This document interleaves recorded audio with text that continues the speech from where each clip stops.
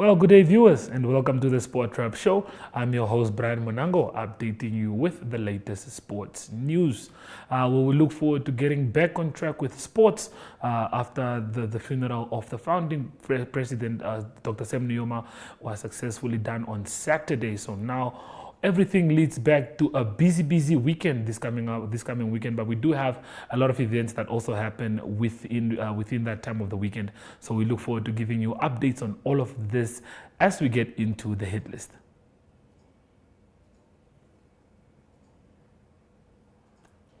Feel like I should, feel like I should, feel like I should, feel like I should go. Go. Feel like I should go. Feel like I should, feel like I should, feel like I should, feel like I should go.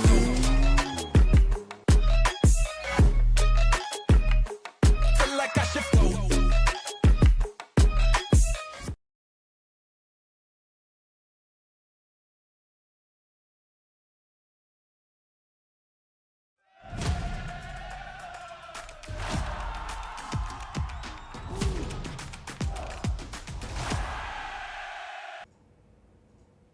Well, first up on the hit list, we do have some sad news as Namibian Football Association Secretary General Charles Siyaoya has passed away. NFA President Robert Chimoshili confirmed the news. Namibian Sun understands that Siyaoya, a former SWAPO Party Youth League Secretary for Information and Mobilization, was admitted to the hospital with a suspected heart complication. His sudden death comes as a shock, especially since he attended a meeting with COSAFA officials in Windhoek just yesterday. Well, our heartfelt messages go to the family of the late Siyaoya. A very good man indeed, was very involved with the NFA. So yeah, that's just one of the updates that we had to bring you from the NFA. Well, moving on to other news, the Capricorn Eagles received a warm send-off at the Capricorn Group office in Windhoek earlier today as they prepare to depart for Uganda on Wednesday from the 8th to the 16th of March. They will compete in the UCA Women's Day Cup facing Uganda, Hong Kong and Nepal in high-stakes T20I quadrangular tournament. We did catch up with a lot of the officials, a lot of the team members, and we did compile a few interviews for you from this wonderful event. So please do stay tuned as we have a look at the interviews. Right, Deputy Minister, excuse me. In your speech, you spoke about the government's financial support for the women's cricket team. Talk to us a little bit about the relationship between the government supporting the women's cricket team as well as the private sector, as we see here with Capricorn, the importance of that relationship. Well, as a ministry mandated to promote and to develop sport, ours is always to seek how best we can support our federations, how best we can, ensure that we have an ecosystem that is supporting various sports codes. Now, when we speak about cricket, cricket is one of the sports codes that has really been doing well. They've made significant strides, not only in the manner how they handle the federation in terms of professionalism, but really in terms of ensuring that we provide an exposure for the teams to participate. Mm-hmm. We know that the women's cricket team has been ranked now number 17. That is a reflective of the leadership, the strategic direction, and also the strategic partnership that they have with the corporate sector. And in this case, the Capricorn group that has been supporting the women's team. With their support, it has really made it possible for the team to elevate the level that we are now at. And when it comes to the competition that they are going for, we are really excited because they're going to participate with other three big nations, being Uganda, Nepal, and Hong Kong. We just said that they need a rematch. As a ministry, these are the kind of initiatives that really resonate with what we endeavor to achieve. In this financial year, 2024-2025, as I mentioned in my speech, we've supported cricket with 2.5 million that was earmarked to the infrastructure because we do acknowledge the role as a ministry plays in terms of ensuring that we have facilities in the country. And coupled to that is a 3.1 million that we have supported the Federation with, totaling to 5.6 million in this financial year. This underscores the importance that we attach to ensuring that we do support our team with the necessary financial resources required for the team to really excel and for us to continue to develop and to promote sport in the country. Now, as a woman yourself, how does it make you feel to once see a group of Namibian women representing Namibia as this cricket team has done? For me, what stands out more in this women cricket team, the Capricorn Eagles, is the diversity of the team. And that's what we want to see. We want to see the team reflective of the Namibian nation, that whole Namibian house. And as a woman, for us, we say that sport is also one way that we promote gender equality, and this is what we are seeing, providing the girl child also an opportunity to take on sport as an employment initiative, because we do know that it has the potential to create employment. So as a woman, I'm very pleased with what we see, and we continue to urge the leadership of cricket to diversify. Coach, if you can share with us a little bit about what the Capricorn sponsorship means to the women's program. Yeah, it helps immensely. So obviously, we've got the feeder under 19s team as well. Mm-hmm. So financially, if you don't have that type of support, it's difficult to grow programs. So Capricorn they came aboard like 4 years ago with the national women's team, and now since last year, so they put a lot of funding into our pipeline as well, and that just proves you can actually get all those results once you can actually look after your pipeline as well. Okay, well, Coach, this is one of the first major tournaments for the team in preparations now for the year, or to start the year off. Just tell us, prep-wise, physically, mentally, where are the girls and how excited and ready are they for the tournament? Yeah, we've been fortunate. So we just came back from a tournament in Hong Kong in December. So our schedule is very full. So this year as well, we're having 5 major tournaments. And it just proves to you've got to continue playing competitive cricket. So our preparation has been really good. So we're getting a lot of people involved as well to improve our structures. So at the moment, we've got Etienne from the Dome in Swakopmund that helped the girls with the mental training aspect of the game as well. So there's some vast improvement, and it can just shows you when we're playing our matches and we're improving our world rankings. Coach, anything in particular you're looking to see from the girls on this tour? Yeah, we continuously want to improve, and it's all about funding as well from the ICC. So if you improve your world rankings, you open some other avenues as well. So at this stage, we're trying to obtain ODI status, which will be a massive development for women's cricket in Namibia. So we're not far away. So that is part of this tournament as well, to try and improve our world rankings. Okay, I think it's always very important to make sure that the girls have a lot of game time. That they have, like you said, it's a busy year for you guys this year. Looking forward to a lot of game time, a lot of play. Jan Muller earlier alluded to the fact that you guys might have a competition later on in the year as the first at the new structure that's being built in Olympia. Please tell us more about that. What can we expect from that type of tournament? So yeah, that's already confirmed. So we're going to have the Africa World Cup qualifiers at home soil. So that's going to be the first tournament. But apart from that, it's another funding module. So it's called the Super 8s. So with the ICC calendar, that will close on the 1st of May. But it's according to the world rankings as well. At this stage, we're sitting comfortable. But we've got to make sure we look after those world rankings on this tour as well, and just to see if we can gain some more wins. Okay. Thank you for your time, Coach. We are very proud of the Capricorn Eagles, and we are very confident that they will be a huge success in all the tournaments that they will be playing internationally. And they have come a long way. Like they said earlier today, before they had all the support they have now from Capricorn Group and other people like the management of Cricket Namibia, they really didn't have purpose, but now they have purpose. They want to do well for Namibia. They want to fly the flag high for Namibia.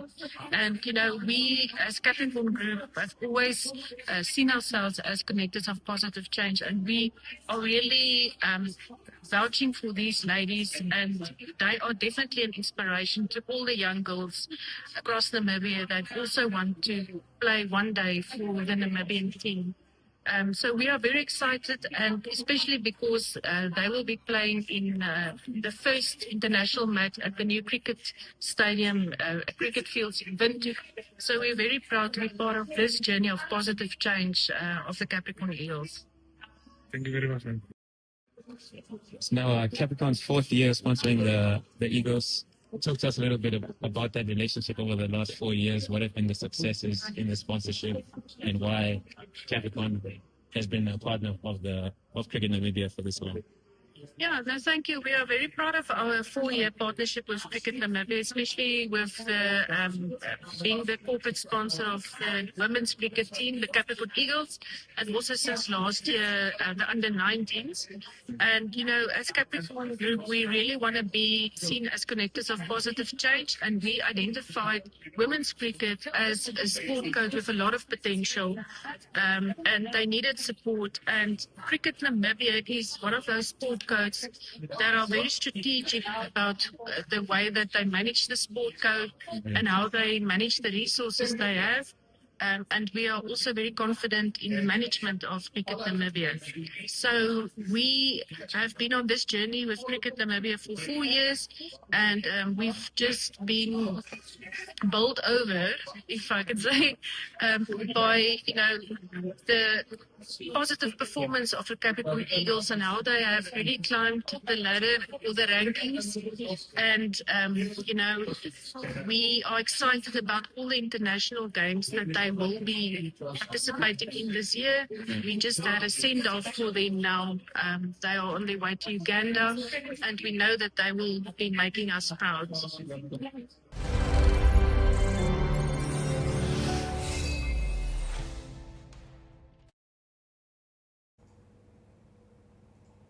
It's a very historic time for Cricket Namibia and the Capricorn Eagles that are very excited for this journey that they'll be going on. They are excited for a very busy 2025, as they are also expected, like you guys heard in the interviews, expected to host a tournament towards November, where we'll have a few countries come in. So this will be international competitions that will be held at the newly built infrastructure, and we are very excited for that. We'll be going for a short break, and after the break we'll be back with Colin Benjamin, that just gives us an update on his team as they are set to start with training with the local base players on the 10th of March. So stay tuned.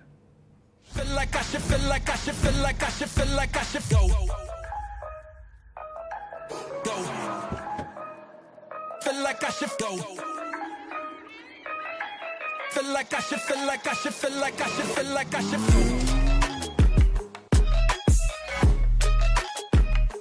Feel like I should go.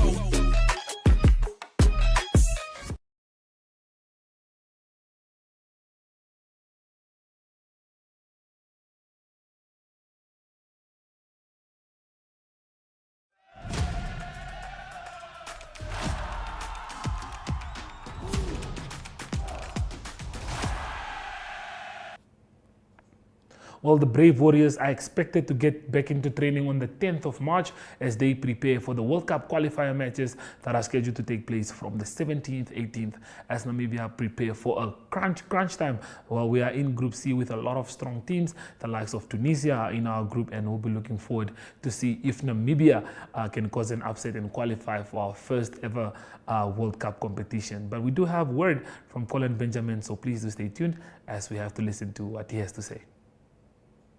As why I mention it is, it's a challenge.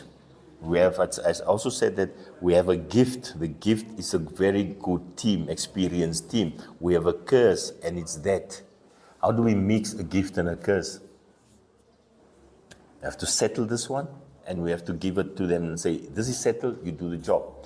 So what I'm actually saying is that if we as a nation come together in the next 2 weeks and come up with a solution, like I said, an FA, I spoke to the leadership the last 2 days. They are working on that, and they're also very aware that when the guys come in, that should be settled. But all I'm saying is that if we want this, you, me, everybody, it's a country decision. It's not a Colin Benjamin decision. It's not an NFA decision. It's a country decision, and that's why I made the example of Ottavik Town Council. We can go further and say, Aminus, you have Kamayan and Disiro. We can go further and we say, I don't know, Otapi Town Council, you have Peter Shalulile. Let's just see what is it that we can do as a country together, put it out to them and say, guys, this is it. This is what we can offer. And then we can also hold them accountable. The last time I said with this jersey, we got lots of flag. We got lots of flag. But the truth is, we are now at the same situation we were when we got these jerseys. We were desperate. We were hungry. We just took. We didn't think. And now I'm asking, where are they? Where is everybody else that had a problem with this jersey? This is when we need you. We need you. We need you. The Brave Warriors need you. Nice things. So we're going to start on the 10th of March. After the Maris Cup matches, we're going to start with training with the local-based guys. I think we've got something like 17 guys, 16, 17 guys. It's going to start here at home. We're going to train the 4 days with them here. Very, very intense. And we're going to fly out to SA on the 16th. We're going to go out to Blantyre on the 17th. We're going to play in Lilongwe on the 20th. We return to South Africa on the next day and prepare then for the match against Equatorial Guinea on the 24th. And hopefully on the 25th we'll be back with positive results. But before that, I'm also expecting positivity. I might just come to your workspace and ask your boss to help the Brave Warriors.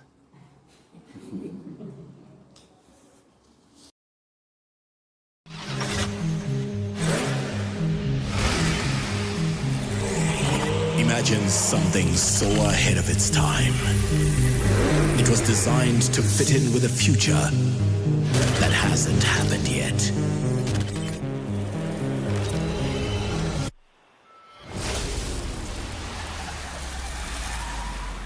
Great Scott.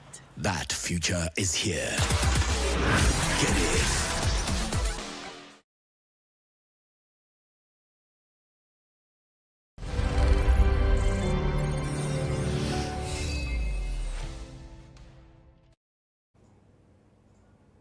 Well, before we do head over to the weekend drop, we caught up with two of the youngsters in the team that we just had to find out from them how excited they are for the journey that the cricket team is holding for them. I mean, like we said earlier, the team is expected to take part in at least 5 competitions this year, or 5 international competitions this year. So the exposure is very high. So the teammates just told us about how excited they are for this one, but this is what they had to share. They provide essential financial support for our team to be able to perform at our highest. The funds also allowed us to prepare for this major tournament, so it's quite important for us.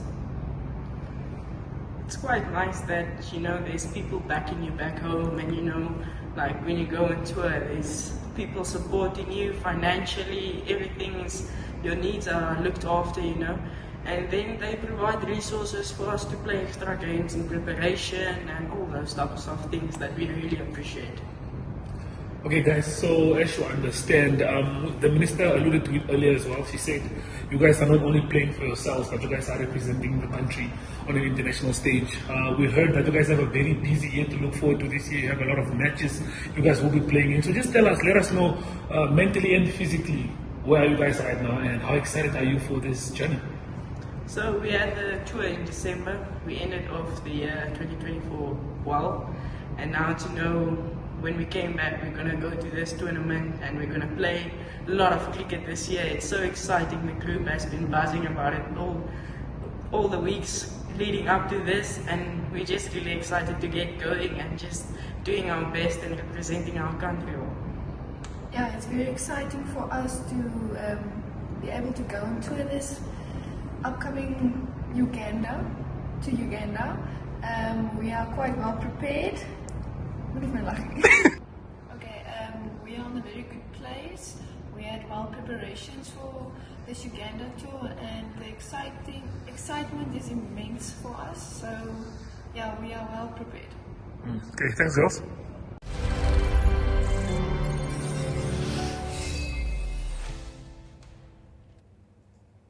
Very exciting times for these young ladies. We will be going for a short break, and Ari Hochad will be back with international news.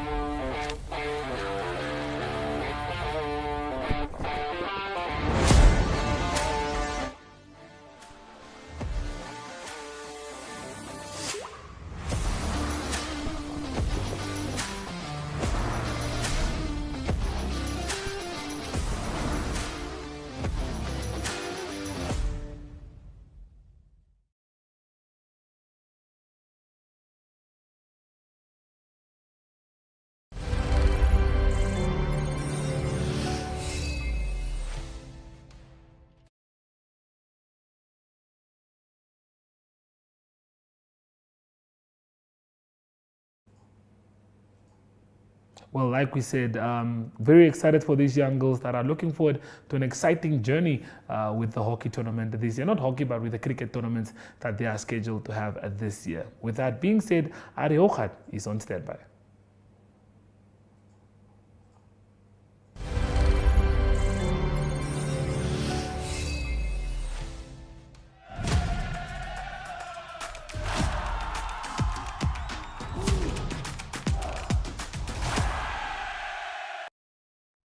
Good day everyone, time for international sports news, and starting off with soccer news first. It is from the English FA Cup, and it is the quarterfinals that have been determined. There's 9 teams left now because there's still one game to be played in the round of 16, and that is Nottingham Forest that still need to play against Ipswich, and the winner there will play against Brighton. So the other 3 games have been confirmed. That is quarterfinal games, and it's Bournemouth that will play at home against Manchester City.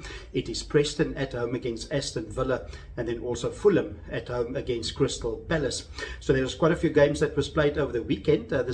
One of the significant ones was that the defending champion, that is Manchester United, they're out of the tournament. They lost at home against Fulham. That ended on a 4-3 on penalties. It was 1-1 after normal time and extra time. Also Brighton, a away win for them. They beat Newcastle by 2-1, and then it was Manchester City. They beat Plymouth by 3-1. A difficult start for Manchester City in that one, Plymouth scoring first, but a few goals in the second half sealing it for Manchester City. And then also Bournemouth, they also went to penalties against Wolverhampton, and that was played at Bournemouth, and it was 5-4 for the home team, and it was 1-1 in regulation time. So that's all the quarterfinals that will take place in the FA Cup. On to cricket news, and it's the Champions Trophy for men continuing. That's 50 over cricket, and the semi-finals have been determined. It will be played on Tuesday and on Wednesday, and it is in the last round robin game that was played over the weekend. It was India that beat New Zealand by 44 runs. That means that Tuesday's first semi-final will be in Dubai, and that is where India will host, or they will play against Australia, and the second semi-final will be played in Lahore in Pakistan. That is South Africa that will play against New Zealand. So if Australia beat India, then the final will be in Lahore, and that will be either against the winner of South Africa or New Zealand. But if India beat Australia in the semi-final, the final will on Sunday be played in Dubai. Then to close off today's international sports news, it is golf news. It was a South African Men's Open that was played in Durban at the Durban Country Club. There was lots of rain on the 4th day. It was they could only complete the tournament on terms of 3 rounds played, and it needed a playoff, and it was a South African favourite Dylan Naidu that won the playoff. He beat Laurie Cantor of England in the first playoff, both of them finishing on 14 under par after 3 holes. So a significant win for Naidu. He bags 4.4 million South African rand as the winner's prize, but also the biggest reward for him. He's qualifying for one of the 4 majors. He will play in the British Open, and that will be played at Royal Portrush, and that is later this year. And so a great performance by South African Dylan Naidu. That's international sports news for today. Hope you have a great sport day, and we talk international sport again tomorrow. Goodbye.